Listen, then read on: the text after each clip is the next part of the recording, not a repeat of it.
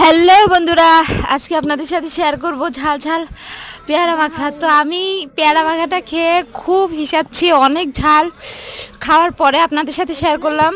তো দেখুন, এমন লোভনীয় পেয়ারা মাখা কেউ কখনো খেয়েছেন? এমন ঝাল ঝাল। তো বন্ধুরা দেখতে থাকুন শেষ পর্যন্ত আমি কেমন করে মাখালাম। এই দেখেন হয়ে গেছে ঝাল, পুরা ঝাল ঝাল করে 4টা ঝাল নিছি। আর এ হচ্ছে তেঁতুল গুলে নিলাম, কথাও বলতে পারছি না, এত ঝাল। তো এই দেখুন তেঁতুল গুলে নিলাম, এখন এটা দিয়ে দিব, সাথে এক টুকরা বোম্বাই ঝালও দিব। আর এটা হচ্ছে আমার সিক্রেট একটা মশলা, এটা করে রেখেছিলাম, এটা দিয়ে দিলাম। এখন আসবে আমার সেই ডলাডলি ঝাঁকানাকা পালা। ঠিক আছে, এখন দিয়ে দিলাম লবণ।